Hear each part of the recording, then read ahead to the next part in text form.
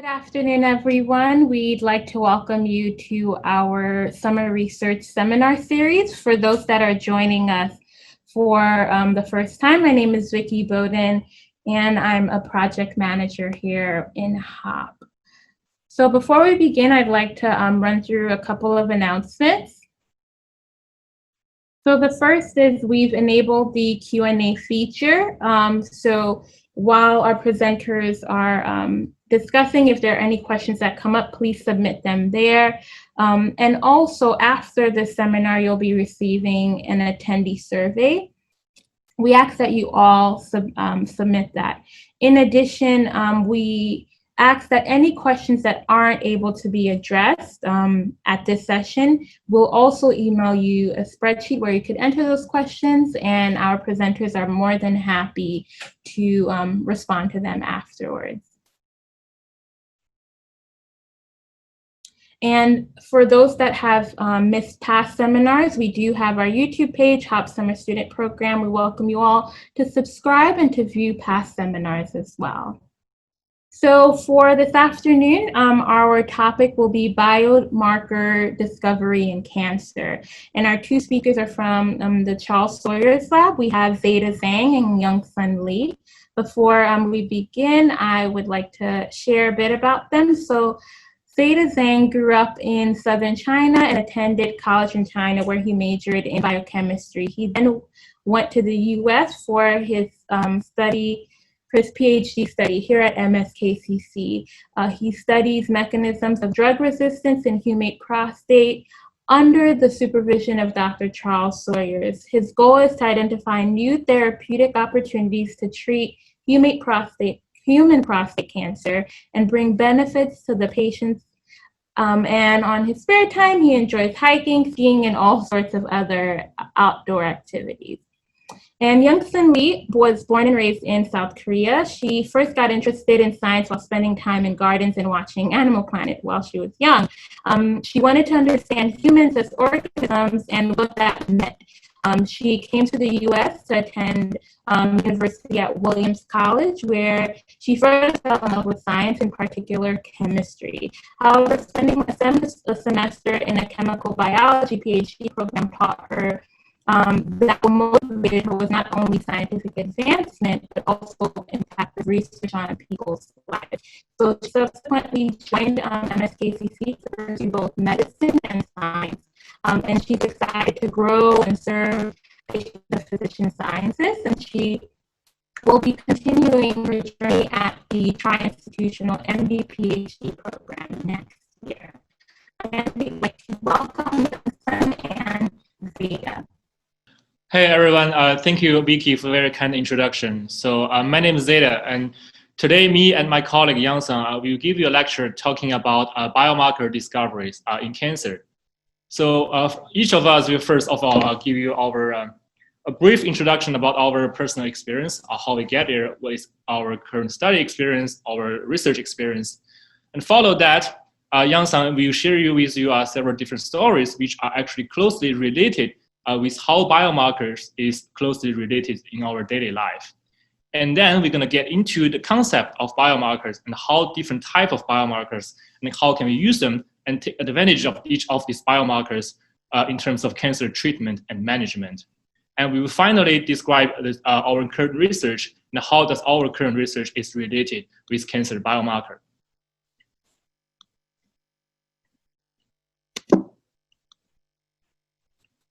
So I grew up in southern China, the city called Guangzhou, where I went to college at San Yat-sen University. So in college, I majored in biochemistry and biotechnology.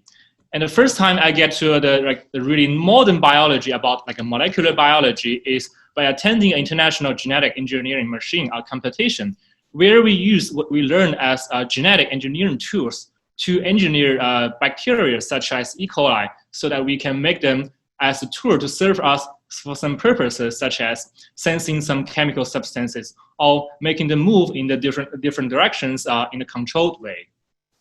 In the last year of my college, I went to an exchange program in the US at La Jolla at UC San Diego. So there I started I studied immunology and transcriptional control. And at the same time, I also work in the laboratory where we study circadian clock. Circadian clock is where internal clock controls when you wake up and when you go to sleep. But still, by the time I still have no idea what I'm going to study in the future, I just know I have a general interest in science.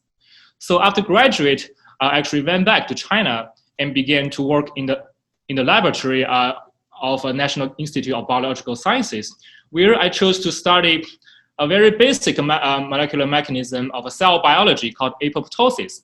So apoptosis is basically a suicide program by a cell, which is also tightly controlled. It is very important in terms of both mammalian cell development as well as cancer therapy. However, by the time there's a life-threatening event happening in one of my best friend's mother, she was diagnosed of a rare type of cancer, and within 1 year of diagnosis, she actually passed away. It is a really shock to me because by the time nobody in the local hospital know what exact type of cancer she got. And by the time I suddenly realized there's still a huge gap of knowledge for us in the future to learn in order to find the cause of cancer and potentially find new treatment.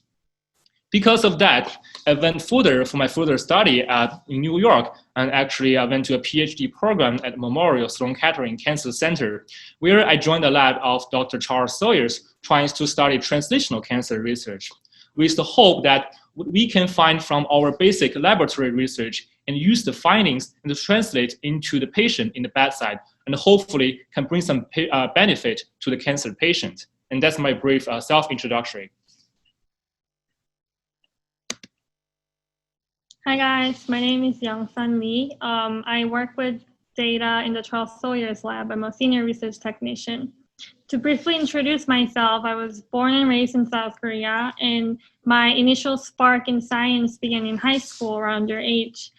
So at that time, I was actually interested in animals and the ethical relationship between animals and humans. And although I didn't know that I would get into translational research or medicine by this point, I wanted to share this part of my story because although you may not know what you would end up in the future, but you guys should all keep an open mind and just pursue whatever interests you and follow your passion, because you don't know how different perspectives will end up deepening your future goals. So after high school, I came to the US to attend Williams College, where I studied chemistry. That's when I was involved in different types of research: organic chemistry, computational biology, or biochemistry. And I really fell in love with research and decided to join a PhD program in chemistry at University of Wisconsin-Madison.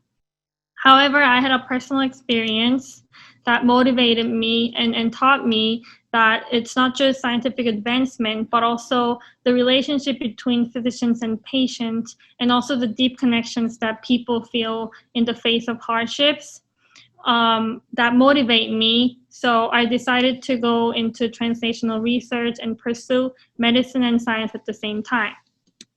Therefore, I joined Memorial Sloan Kettering Cancer Center, where I study prostate cancer right now.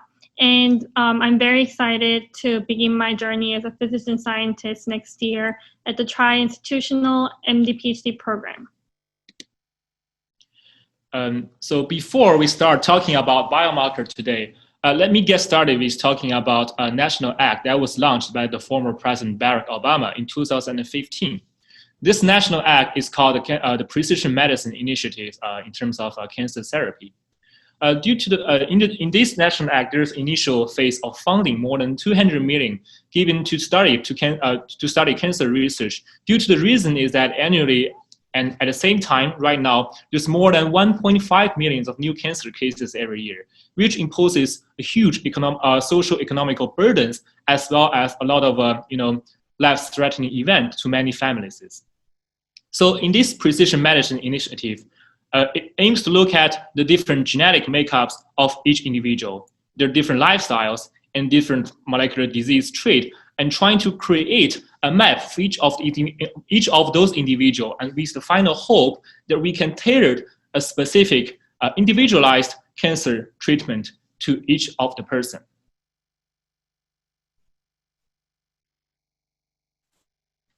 So how does the precision medicine is different from our traditional medicine? So in the past, as a population, we treat disease as a whole population. Basically, for example, if you get a fever or you get a diarrhea, you have a single agent or single therapy most of the time. It is very similar in the past how we treat cancer. For example, no matter what cancer you get, usually we have limited options such as chemotherapy, radiotherapies, or surgery.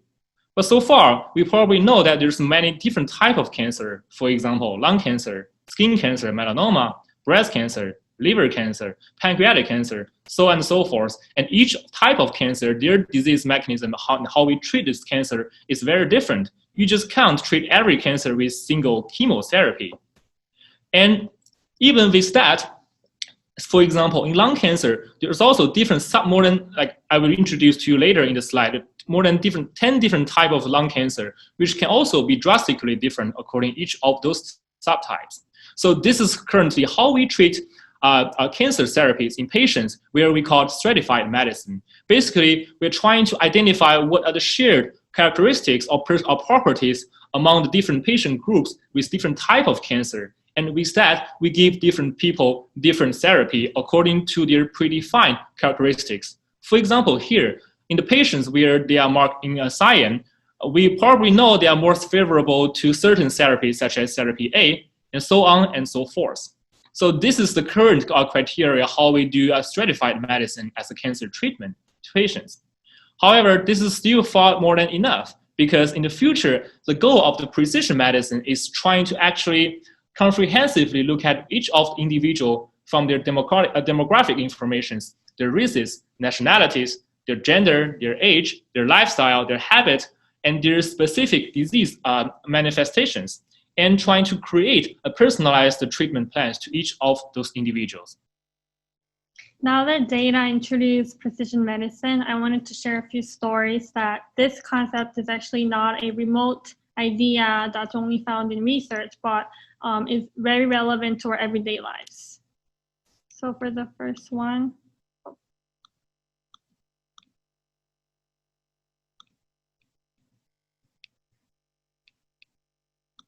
Hi, my name is Alana Simon.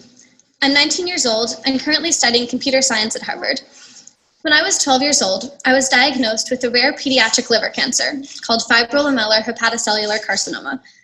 Thanks to incredible technological advances, the help of scientists, and the fibrolamellar community, I was able to identify the change in the DNA that leads to this cancer. Rather than trying to broadly learn about all liver cancers, I just examined a small, well-defined patient group, which is what allowed for such a precise discovery. With this knowledge, we're now working on developing the first diagnostic tests and new treatments for fibrolamellar. Last year, at the White House Science Fair, I met the president.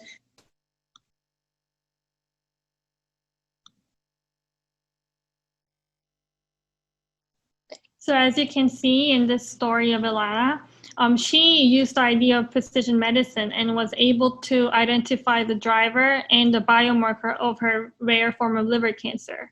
And based on that studies, she is now also involved in finding treatments for this cancer.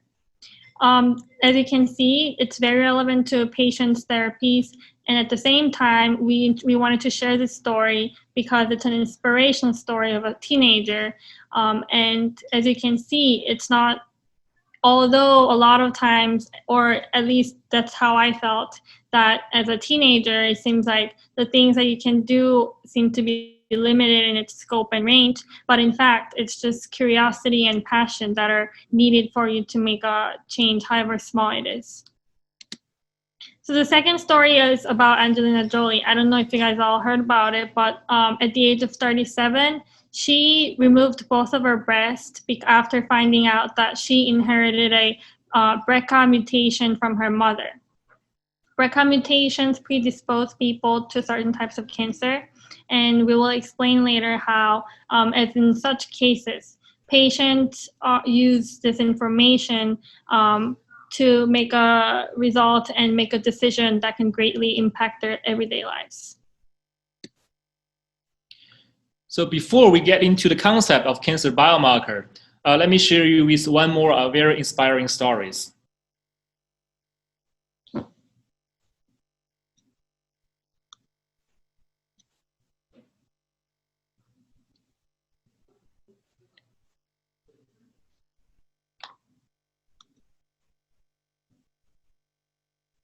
The big part is that I'm alive because I was really close. I had tumors in my breast, and I also had multiple tumors in my liver. I'm a nurse. I knew what that meant. Turned out that my tumors were totally chemo-resistant.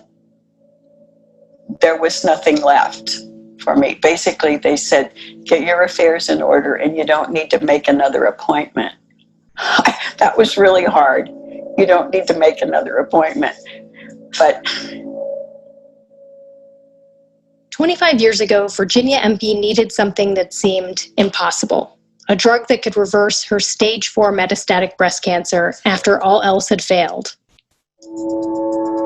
Against the from a lecture by Dr. Slayman. She got her tumors tested for HER2 and they were positive. She lobbied to get into the trial. my daughter was pregnant and I was going to have my first grandchild. And I really wanted to be a grandmother. And I did well. Well, you guys have to sing. Yeah, we have to sing. All right. I had what they called a complete response. Ready? Okay.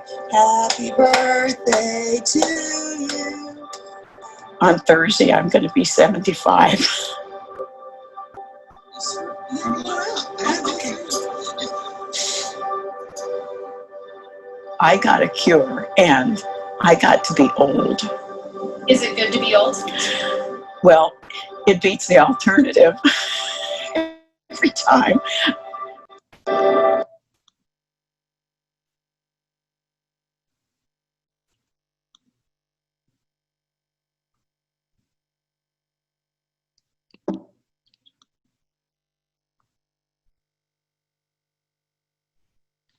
So what is the magic behind the cure of the breast cancer for the woman in the video?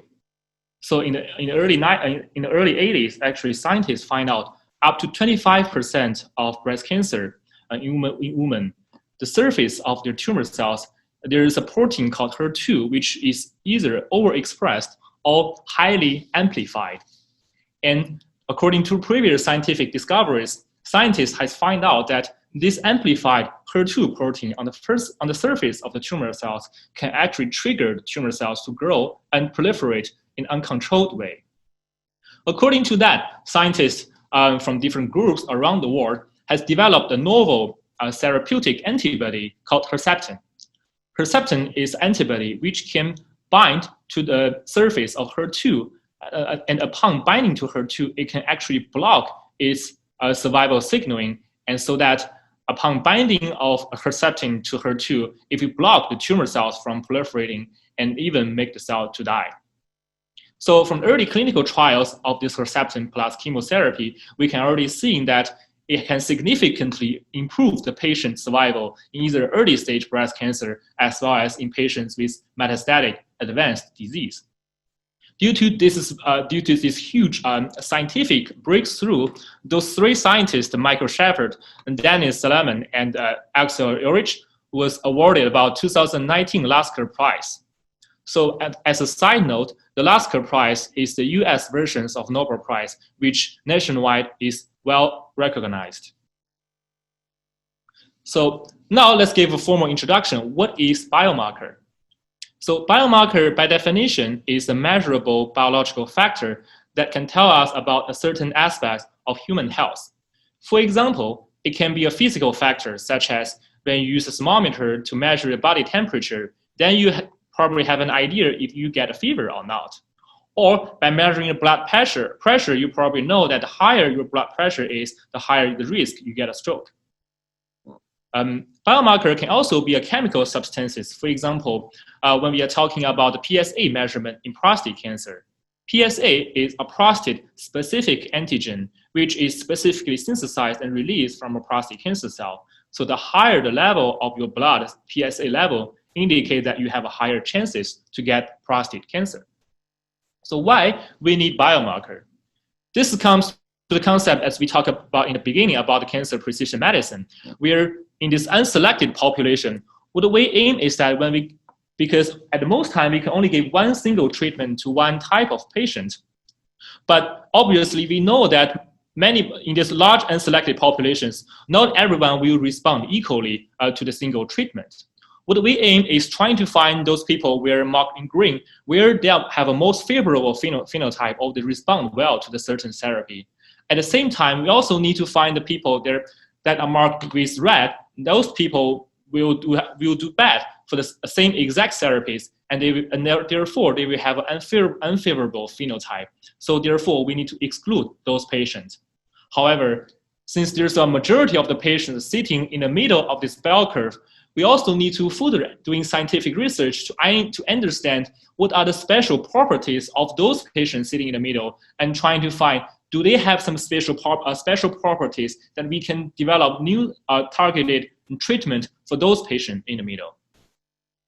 To be more specifically, let's using the example of the Herceptin to treat breast cancer, as we just show you guys. So in the video, the woman is a superb responder of the Herceptin. Here we can consider her as a responder to the drug because he has HER2 protein amplified on the surface of her tumor cell. However, this only happens in more than like 25% of the total breast cancer patients. For the rest of the other breast cancer patients who do not have the HER2 amplified, they probably do not do well in terms of giving them Herceptin. And therefore, if we give those patients the same treatment, they will have a poor prognosis. In those patients, we probably need to find additional or give them different therapies. And in some cases, in a subset of other patients, even they respond very well to the Herceptin or other medications. However, because of the side effect is too strong, which will actually be hazard to giving the treatment to the patient, and make for the safety issue consideration, we probably also need to exclude those cohort of patients for the certain therapy. And later on, we're going to also talking about, for example, the BRCA mutation and how does that give you a higher risk of getting cancer. So now that Zeda talked about the definition of biomarkers and its significance, I will discuss the types of biomarkers in cancer. The first is diagnostic biomarker, which gives information of what kind of cancer the patient has. The second is predictive biomarker, and this biomarker is used to understand whether this patient will have a favorable result to a specific treatment. For example, PARP inhibitors are found to be effective at treating cancer cells with BRCA mutations. So the physician of a cancer patient can run a companion diagnostic to understand whether the patient has BRCA mutations and will respond well to PARP inhibitor therapy. The third is prognostic biomarker, and this is used to explain whether the patient has high or low risk of disease progression once the disease is already diagnosed. So this will be used to see whether the patient will do well or will have a poor result as a result of the disease. The examples include P10 and P53, which are tumor suppressors, or oncogenes like KRAS. The fourth is pharmacodynamic biomarker, and this is used to see whether the drug is actually hitting its target. In the case of drugs that target or inhibit proteins, we can, for example, look at the phosphorylated level of the protein, because phosphorylation is used to regulate the activity of a protein by either activating or deactivating. So if the drug is effectively targeting its protein target, so if it's inhibiting the protein, then the phosphorylated level of the protein will decrease accordingly. To look at its type more in depth, first, the diagnostic biomarker gives information about what type of cancer the patient has. So for instance, if a patient shows up with symptoms of dysfunctional liver and the physician is suspecting liver cancer, then the physician can run liver function test and also look for a diagnostic biomarker for liver cancer, which includes serum alpha fetoprotein, or AFP. So AFP is normally made by a fetus's liver or yolk sac and is very abundant in the first 3 months of development, but subsequently decreases in level in adulthood. So in damaged liver or in liver cancer cells, AFP level increases, and the physician can measure the level of AFP in the blood sample to see whether the patient is likely to have liver cancer. In the case of BRCA mutations that we mentioned earlier from the story of Angelina Jolie, BRCA mutation can be used as a biomarker for cancer risk. So BRCA proteins, BRCA1, which include BRCA1 and 2, which are situated in chromosome 17 and 13 respectively, these proteins are involved in DNA repair. So without these proteins being functional, the cancer cells or the cells are more likely to accumulate DNA damage, which then can give rise to cancer cells. People with BRCA mutations are predisposed to risk of cancer, and in particular in women, they are more likely to have breast or ovarian cancer. You can see in this graph that compared to general population, who only have about 2% or 8% of getting breast cancer by the age of 50 or 70, patients with BRCA mutations or people with BRCA mutations are about 51 to 87% more likely to get breast cancer. Even in the case of ovarian cancer, in comparison to less than 1%, people with BRCA mutations are 63% likely to get ovarian cancer. So also it's important to notice that one type of signature can function as more than one type of biomarkers. So BRCA mutation gives information about the cancer risk, but it can also be used as a predictive biomarker, which explains whether this person will respond effectively to a specific treatment. So while the presence of BRCA mutation gives information that this person is more likely to get cancer in the future, for a patient who already has cancer, the presence of BRCA mutation actually indicates that this person will respond well to cancer therapies, including traditional chemotherapy as well as PARP inhibitor treatment. So PARP is a protein that detects single-stranded DNA breaks. So for cancer cells, if PARP is inhibited, the activity of PARP is inhibited by PARP inhibitors, then double-strand DNA breaks can be induced, and the cancer cells would want to rely on double-stranded DNA repair system so that the DNA breaks wouldn't lead to cell death. However, in the case of BRCA mutated cancer cells, now that the cancer cells cannot rely on either of the DNA repair systems, the cancer cells will die. And that's why BRCA mutation can be used as a predictive biomarker for cancer patients in the face or trying to get PARP inhibitor treatment. The third type is prognostic biomarker, which is used to understand whether this person or this patient's disease will have poor prognosis or not.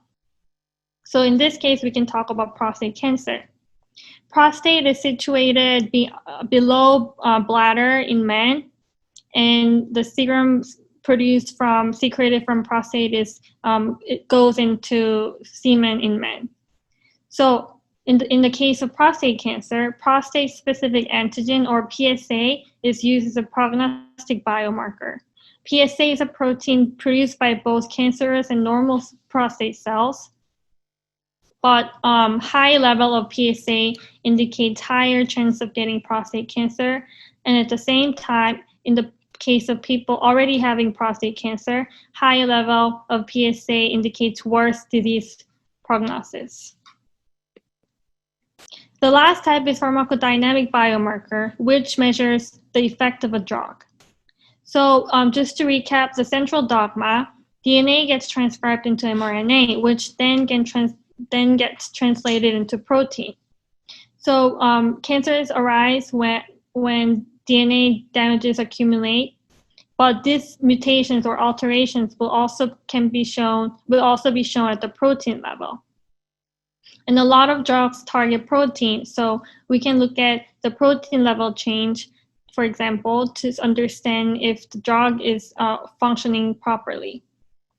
For example, EGFR, which is a transmembrane protein, is a lot of times altered in lung cancer.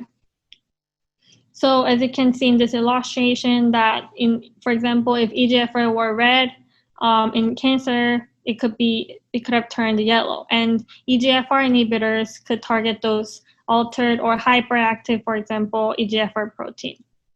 As I mentioned earlier, phosphorylated version of a protein can be an indication of an active or deactivated protein.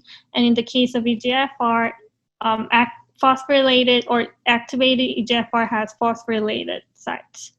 So we can, in this Western blot, we can see that in the presence of EGFR inhibitor, in comparison to vehicle condition, which is indicated in the first and the fourth lanes, the level of phosphorylated EGFR decreased, showing that the EGFR inhibitor worked properly, effectively, and reduced the activity of EGFR. So now that Yang-san just gave you a brief introduction about different types of biomarkers and how we use it for either cancer diagnosis and prognosis and treatment response. Now I'm going to show you guys one of the best defined examples which is also the very exciting moment from the past 10 to 20 years, how we exactly using cancer biomarkers. For example, here I'm giving you the example of predictive biomarkers for treatment response in lung cancer, which represent the majority of our big scientific achievement. So in the early 80s until 2003, people already know there's about 25% of the lung cancer patients harbors a mutation in their KRAS protein. However, the vast majority of the other lung cancer patients, we actually don't know why they get lung cancer. The first big event came from in 2014, where scientists had found out there's an EGFR mutation on the part of the lung cancer patient's tumor cell surface. And according to that, pharmaceutical companies together working with scientists develop small molecule inhibitors so that we can specifically treat those cancer patients where they specifically have the EGFR mutation. And this development has been drastically advanced in the next 10 years, as in 2012, in last 10 years of time phase, there's already more than 10 different subtypes of lung cancer has been identified through large cohort of genomic sequencing effort. And accordingly, each of those different mutations, as for example here, KRAS, EGFR, BRAF, HER2, PIK3CA, we actually not only can use these biomarkers to define different subtypes of lung cancer, and more importantly, according to each of those genetic mutations, we have a specific treatment plan or specific drug to treat such patients. What is even more interesting is that 10 years after then, we can see that in the beginning of 2014, the most of the pharmaceutical company investment to develop new cancer drugs is still mainly focusing on, you see, up to 50%, 55% is still focusing on cytotoxic agent, which is basically chemotherapy. However, there's also emergence of targeted therapies such as EGFR inhibitors, angiogenesis inhibitors, as well as ALK inhibitors. But 10 years from 2014, as being projected in 2024, we can see the chemotherapy ratio is very low, which increased the levels of proportions of targeted therapies such as EGFR and ALK and others. However, the majority of this pie chart has been occupied at least in the future, being immune checkpoint inhibitors or immunotherapy. So now we are actually at the eras of cancer immunotherapy, where we also need further development of biomarkers to define which patients will respond well to immunotherapy. So as a very brief introduction about cancer immunotherapy, which is being considered as the biggest breakthrough in cancer treatment in the past 10 years. According to that, two different scientists, Jim Allison and Tatsuko Konjo, was awarded 2018 Nobel Prize in Physiology and Medicine for their discovery about the principles how we can use our immune system to attack tumor cells. How does it work? So showing on the left, basically our T cells in our own body can unleash their ability to kill tumor cells, as shown here. And on the right, it shows that T cells can actually form immunosynapse, where it can engage the tumor cells and release the cytotoxic agent, and in the end, destroy the tumor cell. So there's generally two different ways we can take advantages of our own immune system and to attack the tumor cells. First is to activate your own T lymphocyte or T cells. And basically shown here, once the T cells get engaged to a cancer cells, we can relieve some of the inhibitory molecule signals from the T cells. By simply saying is trying to potentiate the killing abilities of the T cells to reach its full potential, and then finally lyse or destroy the tumor cell. Or we can also take out our own T lymphocyte and engineer it in our laboratory and make it a much more potent army. And then we refuse those T cells back to the patient and let the specialized T cells, which we call CAR T cells, to specifically kill certain type of cancer cells, such as leukemia cells. So this is a little bit complicated slide showing you the mechanism or principles how immunotherapy works. I'll guide you step by step. So first of all, our T cells need two different help in order for it to perform its killing activity. First of all, antigen-presenting cells in our body, such as dendritic cells or macrophages, it has to present the tumor-specific antigens on the surface through their MHC molecules. And basically, the purpose of this antigen presentation is trying to tell the T cell where is your target and where do you go to kill the tumor cell. And the second is the T cell also need to be charged by a co-activator from the antigen-presenting cells so that make it ready to go. However, we probably know we don't want our T cell activity to go skyrocketing all the way, especially in the normal body, because if you have a hyperimmune response, this hyperactivated T cells will begin to damage our tissue with good examples such as autoimmune diseases, such as lupus. So therefore, in the regular time, the T cells killing activity is tightly controlled by some inhibitory molecules on the surface of T cell, such as here showing CTLA4 and PD-1. But in the setting of treating cancers, we actually want to release this inhibitory effect so that we can give the T cell its full potential so that it can have its full ability to kill tumor cells. We're doing so, we are doing this by using, again, therapeutic antibodies, but this time those antibodies are aimed to block this inhibitory signaling on the surface of T cells. And therefore, since those T cells are no longer inhibited, they can just reach their full potentials. And by releasing these different tumor-killing cytokines, such as interferon gamma, TNF-alpha, and granzyme B, to kill the tumor cells.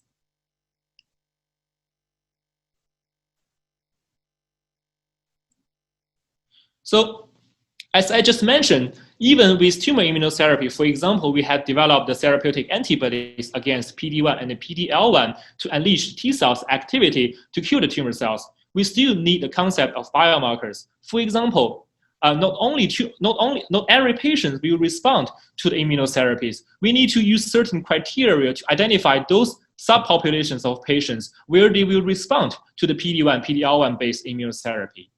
At the same time, there's also a subset of the patients where they do not respond to the patient and they probably will have a poor prognosis with immunotherapy. We probably also need to do more research trying to find out what are the new characteristics about those patients and can we give them different therapies to make them better.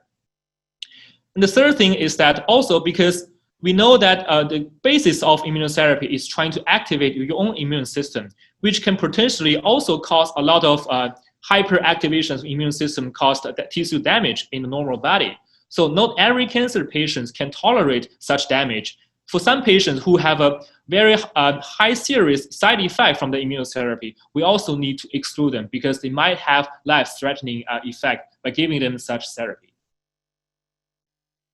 So we are focusing on, right now, what we are really excited is about trying to find out what are the patients which actually they will respond very well to immunotherapy. So there's three different general criteria. First of all is that in general, the more highly mutated your tumor is, the patient is more likely to respond to immunotherapy. And the second is if the tumor cell has a higher expression levels of PD-L1, which is a ligand for PD-1, where it is also where our antibody is targeting at, and you also have a higher chances to respond to immunotherapy. And third criteria is relatively easier to understand. If you have more T cells or lymphocytes in your tumor tissue, you are more likely to respond better with immunotherapy. So here is a graph showing as a pan-cancer analysis of different tumor number of somatic mutations across the different cancers. What we can see is that in the right part, melanoma, lung cancer, bladder cancer, small cell lung cancer, esophageal cancer, those cancers usually tend to have a higher mutation burden, which means those cancer types, they also have a higher chances to generate more new antigens, which have been talked about, that those new antigens can be taken and presented by the antigen presenting cells so that let the T cells know, oh, there is a cancer cell, we need to kill it. So as a general analysis from previous literatures and also from scientists' discoveries, we find out that those tumors such as lung cancer, esophageal cancer, bladder cancer, where they have a overall higher tumor mutation burden, those tumors usually do much better with tumor immunotherapy, and patients have a much better overall survival probability. And this is another detailed paragraph showing that, for example, with bladder cancer, head and neck cancers, non-small cell lung cancers, if you have a higher mutation burden, you actually have a higher chances to respond well to cancer immunotherapy.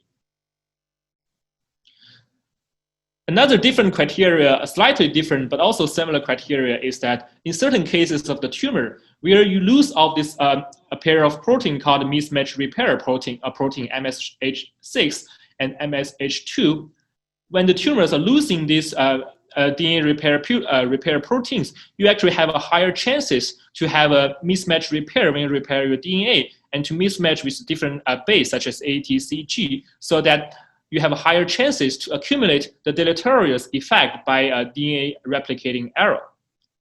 This is a bad sign for normal people because you get higher chances to get cancer once your essential genes get mutated. But once you are a cancer patient, this is actually, as Yang said, a good sign for cancer immunotherapy, because once you have more tumor mutations, it will be a more likely chance that the cancer immunotherapy will work much better. So as the summary graph shows here, an x-axis is the number of tumor mutation burden, and y-axis is the objective response rate to the tumor immunotherapy.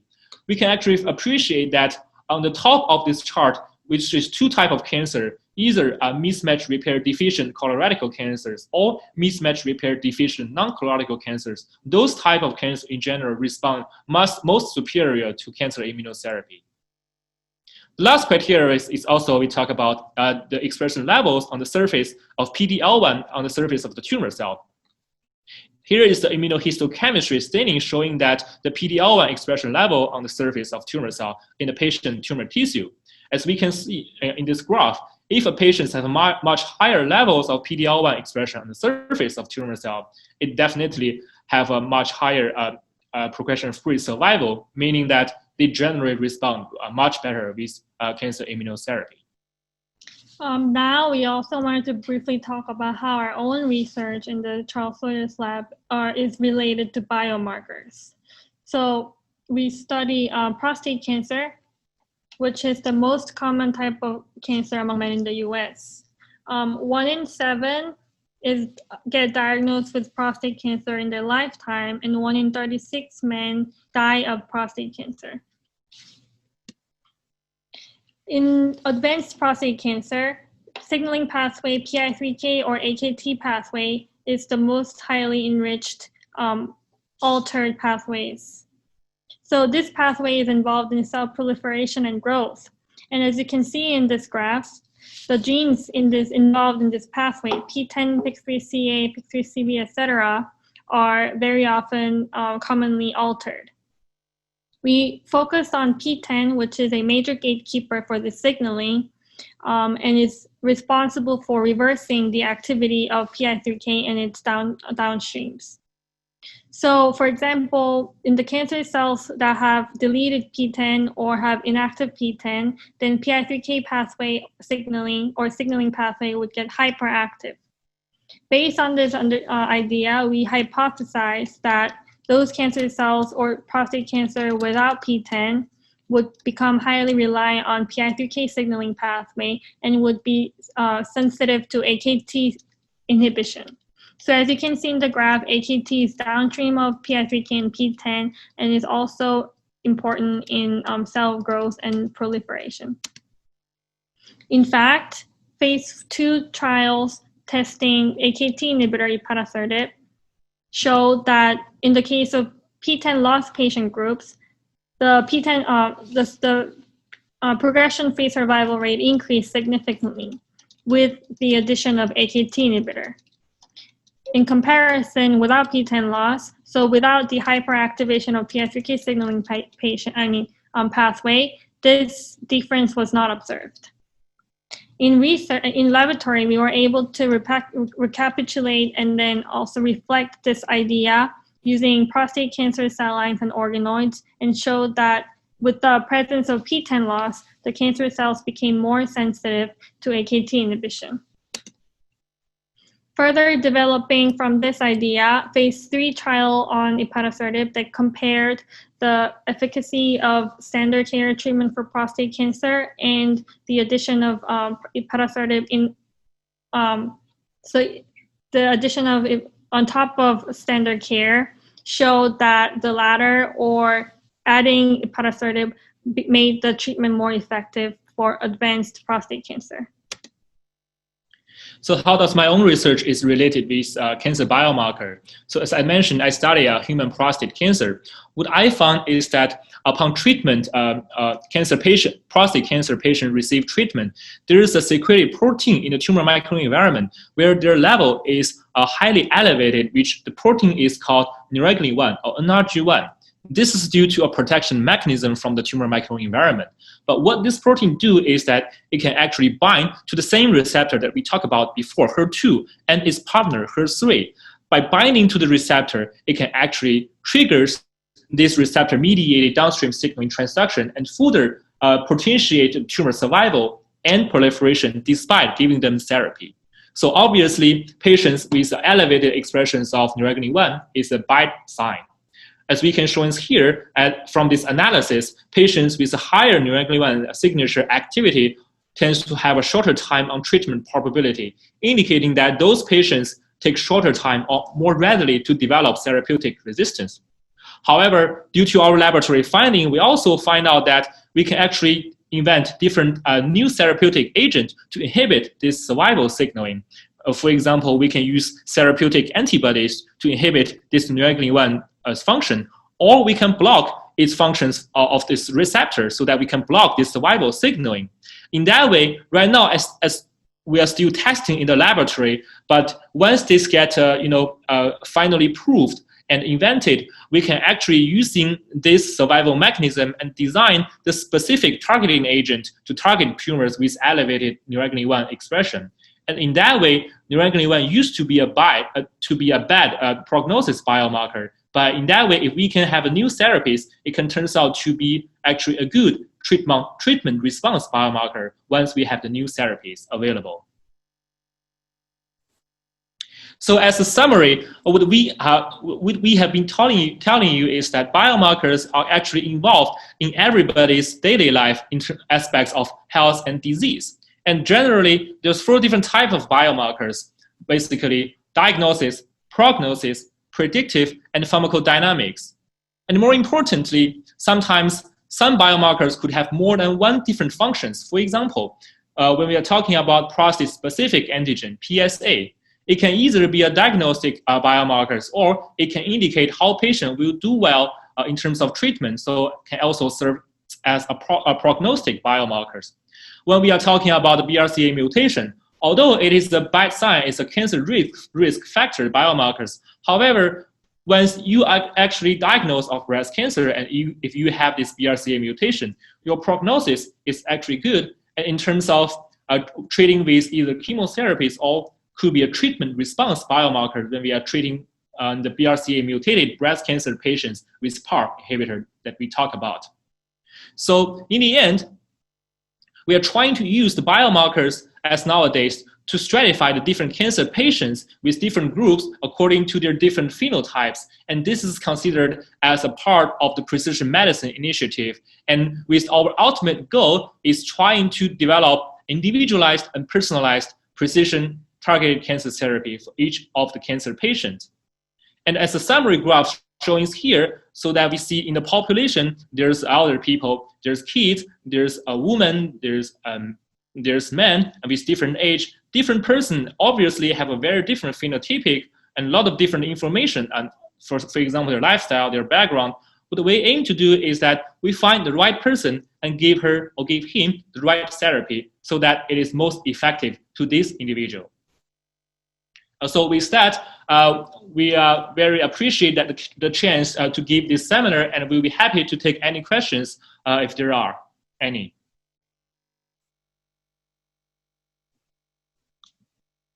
Thank you so much, Zeda and Young-sun, for such a great talk. We do have a couple of questions, and either of you can respond. So the first is from Gaurav Gupta. They asked, have you guys done any research on ancient medicine systems? I know that medical systems like Ayurveda create a unique treatment for each individual on their qualities. I think they're alluding more so to the precision medicine. So have you looked at other type of alternative medicine options? So this is actually a very exciting era in terms of we develop precision medicine strategies to treat cancer patients. So far we are not there yet, but we are getting there. As in the future, we can gather more different genomic information, phenotypic information from all aspects in terms of cancer. I think in the next 10 to 20 years, we will gradually approach that goal. But this precision medicine concept not only happens in the cancer treatment, it also can be applied to other disease types, such as we used to have a lot of a very rare inherited genetic disease. A lot of times before the era of genomic sequencing, there's absolutely very little way for us to identify what are the direct cause of such disease.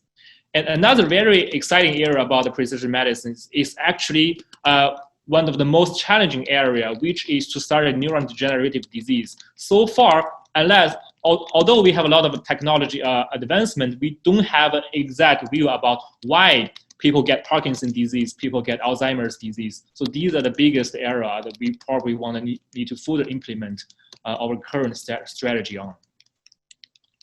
Okay, great. Young-sun, did you want to comment as well?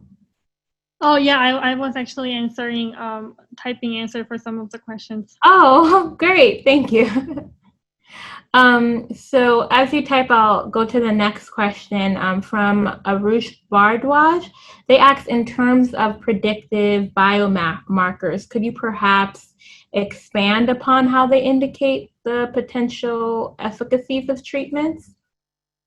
So for example, there are certain treatments that are studied based on the idea that specific mutations will render the cancer cells more sensitive to inhibiting certain signaling pathways. So in this case, for example, for patients with BRCA mutations, they are more sensitive to PARP inhibition, and physicians can use or they can detect the mutations in BRCA to figure out whether they will be more responsive to the PARP treatment, PARP inhibition treatment. Okay, great. Thank you so much. The next question is from Aaron Banat. They ask, so is the BRCA mutation a prognostic biomarker? So as we mentioned in our seminar, so sometimes one type of biomarkers can have, so one certain genetic mutations can serve as multiple different purposes in terms of biomarkers. So in terms of the prediction of the disease, the BRCA mutation is a bad biomarker because you have higher chances to get a disease. But once you are already getting breast cancers, so right now BRCA mutation has been thinking about actually a good prognosis biomarker. The reason being is that once the tumors have a BRCA mutation, you have a higher chances to get more mutated genes. The more mutations your tumor have, generally speaking, you have a higher chances either respond to chemotherapy or respond to immunotherapy. So in that way, the BRCA mutation is a good prognosis biomarker. But in terms of the specific slide we're talking about, because we can already have the PARP inhibitor, which is specifically designed to attack those tumors has BRCA mutation. And in that way, those BRCA deficient tumors, they actually will respond very well to PARP inhibitor. And in that category, BRCA mutation can be a treatment response or predictive biomarker. So it can serve multiple different biomarkers depending on different scenario. Okay, great, thank you. Then we do have a question asking to explain a bit more the difference between prognostic biomarkers and predictive biomarkers. Yeah, this is a very good question. So usually prognostic biomarker, meaning that you already get a disease, and this biomarker tells you, do you do well or you do worse with this disease? Predictive biomarker usually giving you the chance, we usually talking about when you get this disease and you are receiving certain treatment, how likely and what's the chances that your treatment is gonna work? Meaning that how much chances you're gonna respond very well to the certain treatment. So that's the definitions of predictive biomarker. Okay, thank you so much. And we do have a question from Aviva Jalona. They asked, does immunotherapy such as CAR T-cell therapy result in severe side effects that could potentially kill the patient? If that is the case, how do scientists and doctors help the patient and prevent such severe reactions as well? Yeah, this is a very good question, actually. Actually, there's also, indeed, there was accident before doing clinical trials and also treating certain patients. The CAR T therapy do kill patients before. That's why for a person have to use the CAR T therapy, the criteria has to be very strict and selective. So first of all, there's a few of the different general criteria. First of all, so far, CAR T therapy only work very well for blood cancers, such as lymphoma, leukemia. For solid tumors such as lung cancer, melanoma, it doesn't work very well. People are still trying to understand the reason. And the second is, so most of the time, CAR T cells are given to teenagers or children, because teenagers and children, they tend to have a much higher intolerance in terms of tolerate this high hyperimmunoactivation or immune attack. So in terms of elderly people, depending on your certain health conditions, if you have certain complications before, you are probably not allowed to use CAR T therapy. So this is a very potent army or weapon, but you have to use it very carefully. Otherwise, it will cause deleterious effect or even life-threatening effect to the patient. That's a very good question. Thank you so much, Zeda. Aaron Banat asks, what is the function of neoantigens? So I was actually writing the answer. Oh, perfect. Thank you. Yeah, of course. The neoantigens show up on the surface of cancer cells, and it helps the immune cells distinguish cancer cells from the normal cells or itself. So one of the challenges of detecting and fighting cancer cells for the immune system's perspective is that it's very hard to distinguish between the normal and healthy cells from the cancer cells, because cancer cells derive from normal cells. And the accumulation or a high level of neoantigens, which make the cancer cell more distinguishable and more different from normal cells, will help the immune systems to recognize it. So the neoantigens will be taken from the cancer cells by APC cells or antigen-presenting cells, which can then signal the T lymphocytes to attack the cancer cells.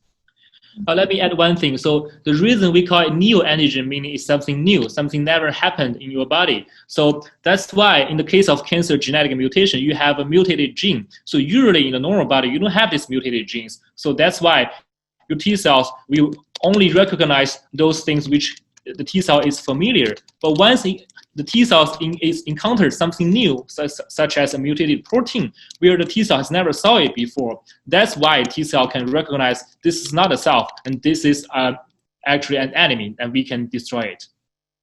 Okay, great. Thank you. So for our last question, we have from Shreya Pawar. They asked, why are people with BRCA mutations more responsive to PARP inhibitors?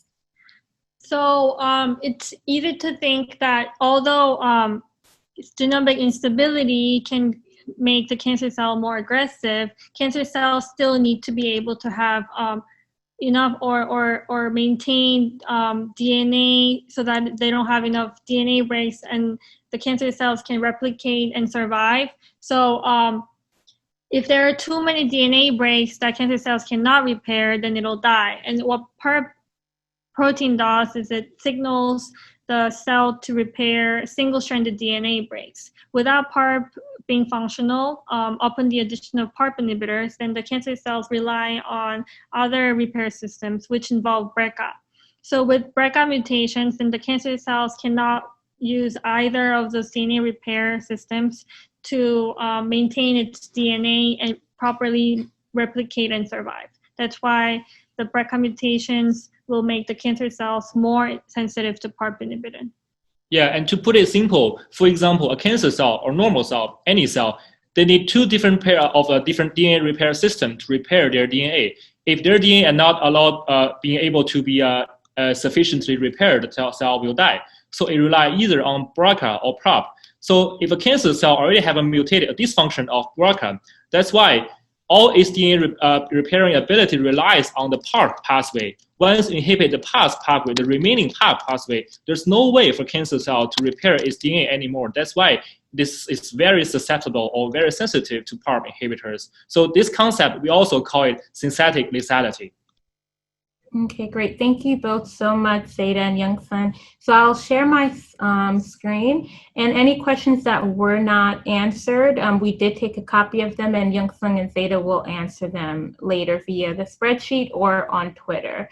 So just a reminder to you all, our next seminar session will be on Thursday, and we will be discussing clinical trials and translational research with Dr. Jimmy Zhao, also from the Charles Sawyer's lab. Again, I'd like to thank Zeda and Young-sun for such a great seminar, and everyone, thank you all for joining us, and have a good rest of the day. Thank you so much. Bye-bye, everyone. Bye. Bye.